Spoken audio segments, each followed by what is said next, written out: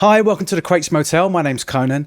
In today's video, we're going to be doing something slightly different, not my usual mixing and mastering tutorials or plugin reviews. We're going to be looking at my sampling workflow into my MPC 1 and MPC Live 2 when I'm writing beats and doing remixes and my own productions.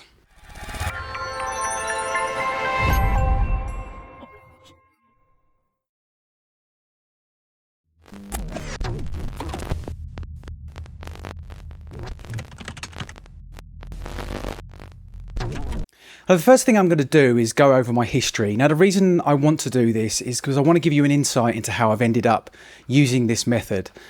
If you want to skip this part, feel free, you can skip straight to the juicy part where I go through my actual workflow. But I'm hoping that you watch it and it will give you an insight into how I've ended up with this method after years and years of experience, sampling, trial, error, etc. Now, I started crate digging in the early 80s. I was very lucky to be of an age where hip-hop was just beginning and electronic music as we know it today was really starting to kick off. And my mother and father were both musicians, and I started collecting records in the early 80s. The first breaks that I bought were things like Rick James, Fire It Up, Bill Withers, Kissing My Love, you know, the classic breaks that we know now. And in those days, vinyl was cheap. I mean, in the early 80s, you couldn't give away disco, jazz and funk in charity record shops and jumble sales and market stalls. You know, it was so cheap, and I was very lucky to be crate digging at that point because I picked up a lot of records that are very rare now and very expensive on discography, etc. So I was very lucky. Now, around about 1986, my dad bought me a really cheap sampler, which was the Yamaha VSS 100, I think it was called. VSS 100, yeah, I'm just looking at my notes. It was a really cheap 8-bit keyboard sampler, but it gave me my first, gave me a chance to sample things for the first time and you know, start down that path, I guess.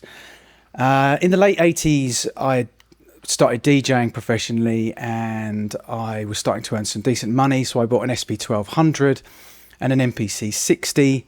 I then went on in the 90s to buy an MPC 3000, a 2000. Early 2000s, I bought an MPC 4000.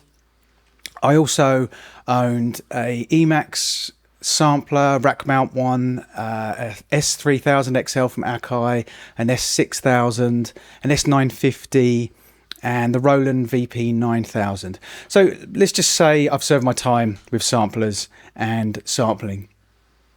Now, I sold all of those in the kind of mid-2000s, around about 2005, 2006, because a lot of us were switching to doing all our work in computers. And, you know, I was one of those people that jumped on that quite early. So I sold pretty much all of my hardware over the next couple of years. And what I'd also started doing in the late 90s was digitizing my vinyl. I'd amassed a huge amount of vinyl by the late 90s, and up to about 2010 when I sold all of my vinyl, probably about 20,000 records, I'm guessing, and I digitized pretty much all of it. I was lucky to have had the foresight to do that, I guess, starting around about 1998, 1999. Yeah, so I started digitizing it. I mean, I'm not talking about every single track, but the decent stuff, and not every single piece of vinyl, obviously, as well. In 2010, I moved to Dubai, so I sold all of my vinyl, all of my outboard equipment, and I came to Dubai just with my laptop. And my intention was to be completely mobile, have a completely mobile studio. So, you know, the phrase that people use now, in the box, I jumped on that around about 2010, I guess, fully. But I don't regret doing it. It's, you know, there are days when I miss my vinyl and there are days when I miss all my hardware. But to be honest, most of the time I don't. My ethos right from the beginning has been sample, use those samples, sample in the best way that I can and get the job done in the easiest and quickest way that I possibly can. Now, I know there's people out there who are going to completely disagree with this work method. They will be obsessed with the idea that you need to have an SP1200 or an MPC 60 or a legacy MPC, or you need to sample from vinyl, directly from vinyl, just stay analog. You know, I see this on forums daily. The crazy thing is it's not analog. SP1200 is not analog. The earliest samplers, my VSS 100 Yamaha, it's not analog. As soon as you go from that vinyl, from that mixer, or whatever your sample source is, into a sampler, it becomes digital. It's not analog anymore. So just stay analog. It doesn't work as soon as it's in your sampler. And when you hear those old hip hop records that people talk about, which of course I absolutely love, I was there when they came out, and I still listen to them on a daily basis. You're not hearing a raw SP1200. You're not hearing an MPC 60 straight out of the box. You're hearing a combination, a chain of processing, which will start with an original piece of vinyl, maybe going into a mixer, analog to digital analog converters, tape, compressors, etc., etc. And, Pete Rock, Jay Dilla, Dr. Dre, whoever your favorite hip hop artists are, that's what they did. The track that you hear is not an SP1200 with a guy rapping over the top of it, cut straight to wax. It just isn't. There's a whole load of other things that get it to the point where we hear it on CD or MP3 or on vinyl. So the workflow that I use now is an amalgamation of years of hard work, trial and error, experience, getting the job done in a timely manner, and the fact that it's easier. The tools that we have at our disposal now are ridiculous compared to how long it used to take me to chop up a sample in the late 80s and early 90s. And I guess what I'm saying is my ethos has never changed, but my workflow has. And I guess what I'm trying to get across is that you're no less a producer if you're using the new MPC and you're sampling straight from YouTube or through your phone. You don't have to have an SP1200 or an MPC 60 to be a real beat maker, and you don't have to be sampling directly from vinyl to be a real beat maker. You can do it, absolutely, and I love it, but I don't miss it. I have no nostalgia for it whatsoever. I have a job to do, and my workflow has come about through the fact that I have a job to do and I want the job to be as easy as possible, and I have to make the least amount of decisions when I'm working creatively.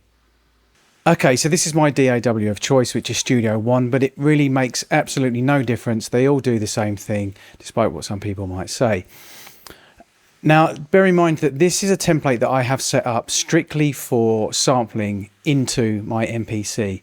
I don't use this for mixing or mastering or anything like that. It's strictly for sampling into my MPC. So obviously my MPC is connected to the inputs of the MPC out of the back of my audio interface. So anything that's coming out of Studio One, whatever I do with it, is going to go directly into my MPC and I can sample it. Basically, I think of my laptop in the same way I used to think of my record player, and I will put whatever I need in here, be it a track or a loop or a sample or a sound, or I can add instruments, etc., etc., and I will have it in this template and I will play it directly into my MPC. And like I said, use it as if it's my turntable. Now, the irony of a lot of what I'm about to do is that in the 80s and 90s and even into the 2000s, a lot of our time was spent trying to make our samples sound more hi-fi, whereas now we spend so much time trying to make our samples sound more lo-fi. We'll spend a fortune on plugins, etc., all to try and get that lo-fi sound. So it's a bit ironic, really. And there will be some people out there that will say you can never make a plugin or a computer sound exactly like an SP1200 or exactly like an MPC 60 or exactly like a turntable going into an MPC, etc., etc. But the true fact is, whether you like it or not, and I know there's going to be some people that don't like it, but 99.99999% of the people that listen to your tracks don't care, and they're not going to even notice. I think in over 30 years of making tracks, and obviously this doesn't really apply back in the 90s, but let's say in the last 10 years of making tracks in the box, nobody has ever said to me, that's not a real Mini Moog, or those drums, they're not an SP1200. No one cares. That's the truth of it, whether you like it or not. But what's great about this as well is that I have total recall. So whatever I might apply to a sample or to a song or to an instrument, a VST instrument that I might be playing in here, I've got total recall on it. I can go back to it at any point, resample it or change it slightly. but it's giving me a basic source to sample into my MPC, so that I don't have to worry about processing power in my MPC. I don't have to worry about adding effects so much in my MPC. I don't have to worry about all those lo-fi plugins that we use in our MPC that, let's be honest, are not the greatest. I don't have to worry about all of that. I can make my sample sound exactly how I want it to sound before it goes into my MPC. And if it's not right, I can go back into my DAW and change it slightly and then sample it back into my MPC. You know, some people will say, well, that's going to take you a long time to do that, but it's not that much different really than taking a piece of vinyl, putting the needle on, putting it for a DJ mixer, changing some of the EQ, or putting it, you know, like in the old days, we would have it going through our desk in the studio and it'd be going through compressors and maybe an echo or a phaser or anything like that. This is absolutely no different whatsoever. It's easier. It's in a laptop. I can constantly update the plugins that I use. I can change things. I have multiple compressors, multiple tape emulations, multiple lo-fi plugins. I have multiple VST instruments in my laptop that I can carry around in a bag. So basically, in my rucksack, I will have hard drives that are full of my vinyl and full of tracks that I've dug over the last 40 or so years. I will have my laptop, which has VST instruments and this template and all of my plugins on. I will have my MPC, and you know, that's completely mobile. And you know, I don't have to worry about where I'm going to put 20,000 pieces of vinyl anymore. And whilst I do sometimes miss the magic of putting the needle on the turntable, once I'm in the flow, I don't really miss it, to be honest, because this is just a much easier way of doing things. And because over the years, my years of experience, I know what kind of compression to add, what kind of plugins to add, what kind of lo-fi tricks that you can add to samples to get them to sound how you want them to sound. This is the workflow for me, and this is why I don't miss having a turntable and playing vinyl straight into an MPC. So let's get into it. So the template that I have as a basic, as you can see at the top, it's Conan's MPC Easy template. I just labeled it that because I do have a bit more in-depth one, but I wanted to show you my Easy template. So I have the MPC software set up in here. I have Kontakt from Native Instruments and Battery from Native Instruments, and then I'll have a couple of channels to drop samples in. So I can literally just drag and drop the sample in there, and these will all go through my sample bus. And on my sample bus, I have a bunch of VST plugins that I can apply to the samples in any way that I want to, and then I will sample that straight into my MPC. Now obviously I'm going to make some more videos where I go into depth a lot more on what I actually do to get particular sounds. If I want something to sound if I want to get something that sounds similar to an SB1200, I'll make a video on how I do that, and adding tape and compression and, you know, all the little tricks I do. I'll go into a lot more detail. I'm just going to run through this very basically today, just so you get an idea of my workflow. So let's just say, for instance, okay, I've dragged this drum beat in. Just a classic drum beat, drum break. So I've tried to, I mean, that's actually straight off vinyl. Many years ago I sampled it, and so there probably is a tiny little bit of vinyl sound on there, but I've tried to get that as clean as I possibly can because I want to show you what I will add to it to make it sound more like vinyl in this instance. So for this, there's plenty of plugins that you can do this on, but I use Abbey Road, so I'll just turn that on. So in this I can add crackle, I can add some clicks,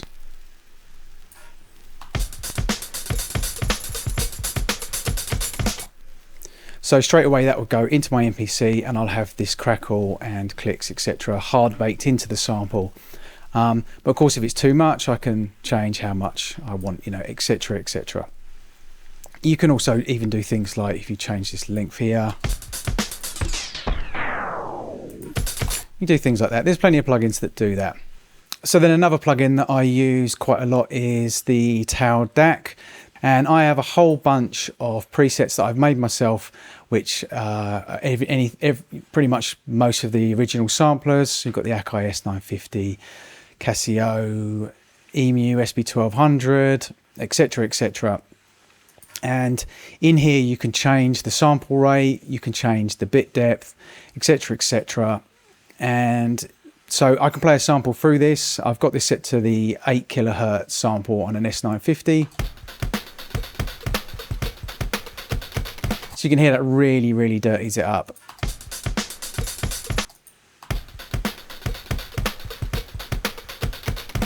So I'll sample that straight in. Let's go for something like the SB1200. So this will be a lot more subtle.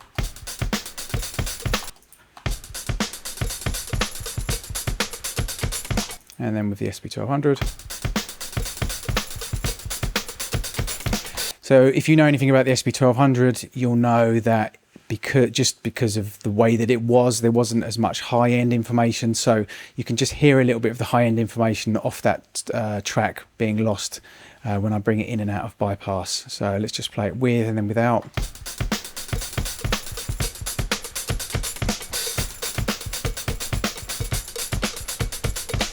You can hear it mostly on the hi-hats. So another plugin I use is the Bit Crusher from D16. Sorry, it's called Decimal, but it's from D16. This is great. This has a whole bunch of presets as well.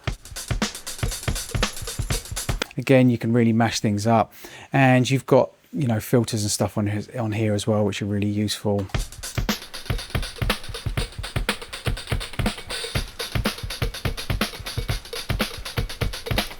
But you can decide exactly what your sample rate is, what bit rate is, that kind of thing. And like I said, you can apply filters. I'll go into a lot more depth in some other videos. So then some simple things I might do is just add some tape saturation to the sample. I might do this if I downloaded a digital version of a track and I want to just give it a little bit of warmth. Again, this will be very subtle. And you know, you have a bunch of settings that you can use, and there's a whole bunch of different tape emulations. I just happen to use the Studio A800 purely because I used to use a Studio, and I also love this plugin from UAD. So this is going to be a lot more of a subtle thing.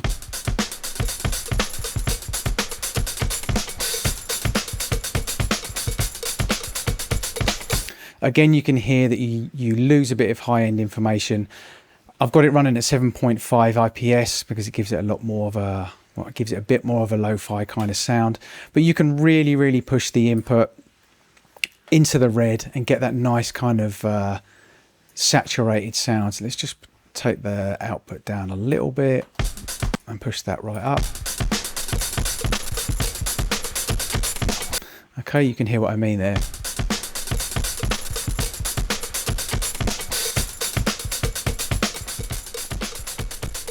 So there's a nice kind of distorted tape saturation sound. And you can even go as far as into things like from Akai Multimedia, you've got a Tascam tape recorder.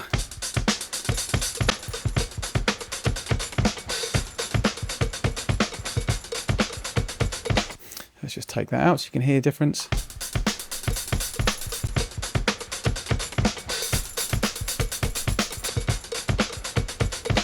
So that will kind of emulate the idea of me taking a sample off a cassette player. So as I said, in my template I have Kontakt and battery and the MPC software, and obviously I can also drag in any VST that I might have, keyboards, mini Moogs, Oberheims, etc., and sample that straight into my MPC out of my computer as well. And I can apply any kind of effects to that as well: tape simulation, compression, EQ, etc, etc. You know, to get the sample to sound exactly how I want it to sound, or close enough to how I want it to sound when it goes into my MPC.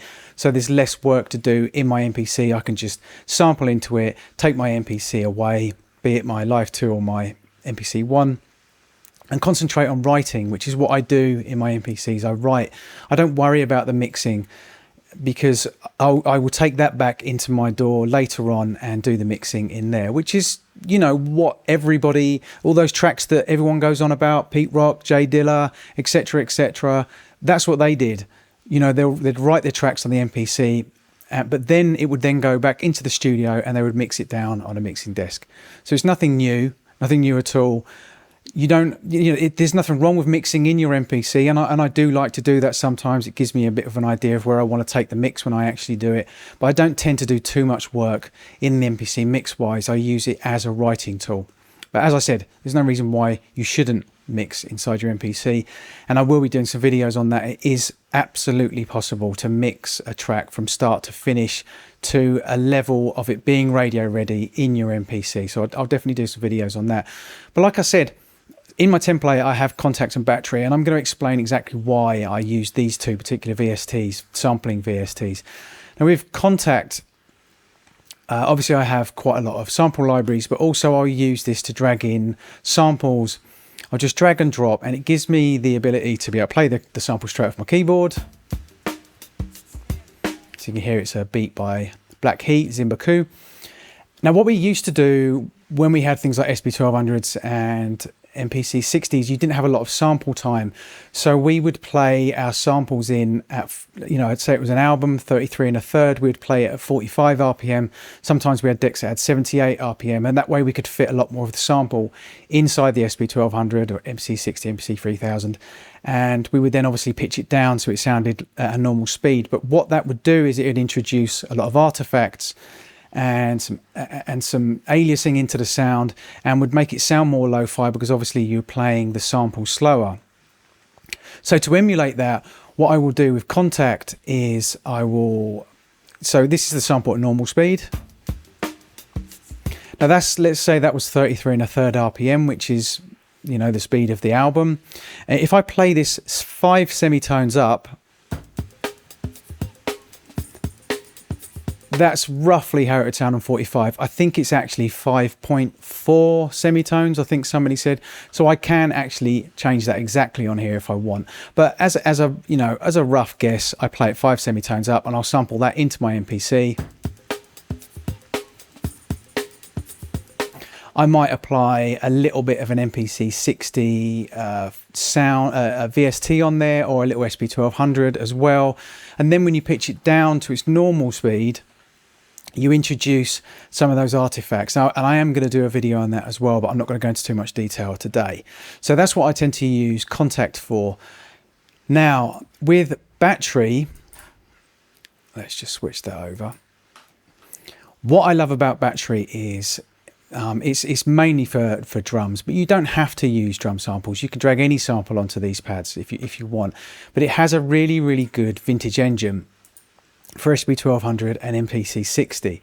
Again, it doesn't sound exactly like an SB1200 or an MPC 60, but it's close enough, and it gets you in the ballpark. But what I really, really like about the engine, particularly on the on battery, is if you have it switched to vintage and then you tune it down, you start getting that ring sound that you get on the SB1200, and it's the only sampling plugin where I found where that sounds close enough to the SB1200. And I know that because I've owned an SB1200. I'm not talking from a viewpoint where I'm somebody who hasn't owned one. I've actually owned one, and I know what kind of characteristics and what kind of sound it imprints on a sound. And this isn't exact, but it's close enough, and that's why I use battery. So let's take this kick drum sound. Let's of course go to the right kick drum sound. So round about 5 is when you can start hearing that sound. If you listen, let's take it back to normal, bring it down.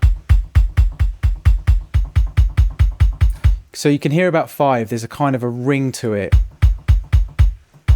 And that is the sound that the SB1200 introduced into sounds, just purely because of its 12-bit sampling, and because often you would pitch down samples that you played in at 45. So that's what I use battery for. I will sometimes take entire drum kits that I've sampled from records, cut them up, and I will just put it through the vintage engine. You can select all here, and just if I was just to go, well, let's say it wasn't on standard, it was on vintage, so I could just click on vintage, and it will make every single drum in that pack with the vintage SP1200 engine on it, and then you can tune it down. And then it's quite a long process, but I would then play each sound into my MPC and then chop it up.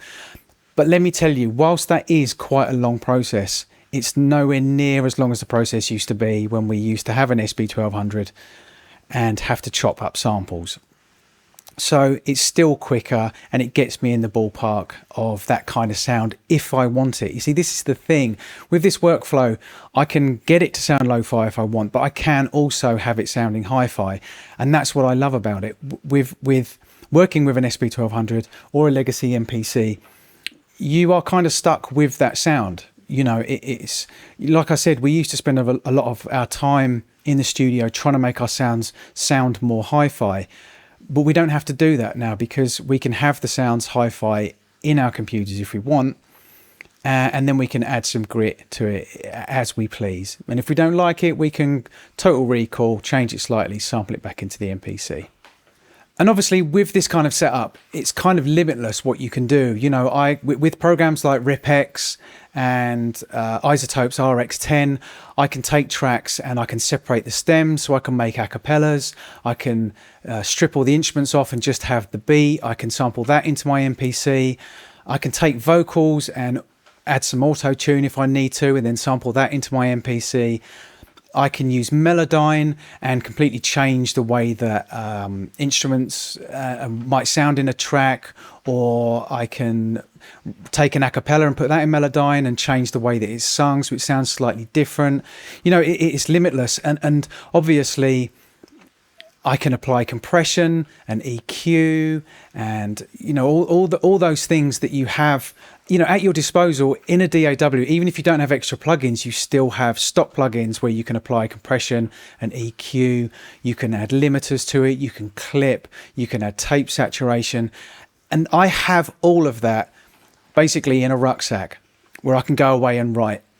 Because whilst I love sitting in my studio and mixing, I do all my mixing in the studio, and I do my mastering when I master for clients in the studio. But when I write, I have found over time that I like to be able to step away from the studio sometimes, which is why I bought an MPC last year, and it was why I'd missed my MPCs back from when I had them in the early 2000s and all the way back to the late 80s. I missed being able to just go and sit somewhere with a pair of headphones and my turntable and play some beats in, or stick some floppy disks into my SB1200, write some beats. And, you know, I did miss that, which is why I bought an MPC last year, so I could step away from the studio and write again. But what I love now is with my laptop and using this kind of workflow, replacing my turntable with my laptop, I have all these other tools at my fingertips, and it makes my job easier. Being able to manipulate the samples before I put them into my MPC puts less stress on the MPC. I don't have to worry about the processing power on the MPC. I can, for instance, you know, obviously when you'll know this sometimes when you chop a sample up, or if you want to play a whole loop, you don't want to chop it up, 4-bar loop, but it's slightly out of time. You'll then have to chop it up and get it in time. But sometimes there's little gaps, it won't sit right.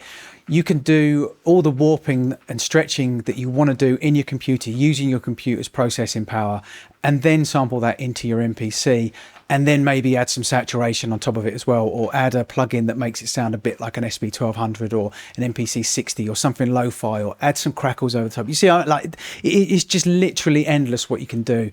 And that's why I've come to this point where I use this workflow, and why I have absolutely no problem whatsoever with using this workflow and saying, I don't own any vinyl anymore. I don't use a record player anymore, and I don't miss it. You know, I've done that. I've been there. And now the thing is, let me be absolutely clear. I'm not knocking it. And, you know, it's kind of a romantic idea, isn't it? It comes from, I guess, the blues man, you know, Robert Johnson, for instance, you know, the idea of this blues guy, you know, in the 20s, it was just him and his brain to write songs and his guitar, just me and my guitar, you know, that whole bluesman type thing. And there is something romantic about the idea of just a person, a record deck and an MPC and writing music. And I'm not trying to take anything away from that, but what I've done is I've replaced the record deck with a laptop. That's all I've done in this workflow, but it just gives me a lot more tools to play with, a lot more tools in my arsenal. But if I want to keep it simple, I can literally take a track that I've digitized from vinyl or that I've bought online as a WAV or an MP3, or I can sample straight off YouTube if I want, and I can just play that straight into my MPC, and I don't have to add anything onto it at all. I can just go into my MPC and I can just do that. I can just do the one man and his guitar type sort of thing. So I hope most of all showing you this will give some people some inspiration, and most of all make some people realize that you don't need to have a legacy MPC or an SP1200, and you don't need to sample straight off vinyl. You know, it doesn't make you any less of a producer or any less of a beat maker. You can go straight from your phone into your MPC if you want. You can go straight off YouTube, but you can also use your DAW, which you've probably got, that you can have on your computer, and you can use the stock plugins, and you can do all the kind of trickery and bumfluffery that you want to do before it goes into your MPC. And then you can take your MPC away and you can be the blues man, one man and his guitar.